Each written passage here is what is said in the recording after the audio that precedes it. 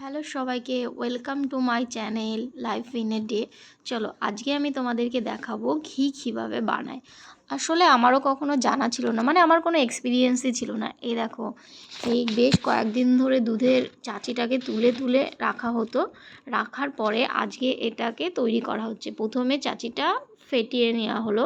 ফেটিয়ে নেওয়ার পরে এই দেখো, এই ক্রিমগুলো আমরা তুলে নিচ্ছি, আর নিচে যে বাকি জলের মতো অংশটা থাকছে ওটা হচ্ছে ঘোল।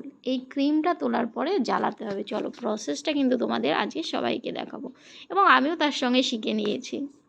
নেক্সট টাইম আমি একাই করতে পারবো। এই দেখো, ক্রিমটা আমরা একটা বাটিতে বসিয়ে দিয়েছি। এবার গ্যাসের ফ্লেমটা জ্বালানো হয়ে গেছে। আস্তে আস্তে এটা মেল্ট হবে। মেল্ট হতে হতে দেখবে ঘিয়ের ভাবটা চলে আসবে। এই দেখো, এটা এখনও জ্বালাতে হবে, পুরো কালো হয়ে যাবে। এরপরে এটা আমরা নামিয়ে নেব।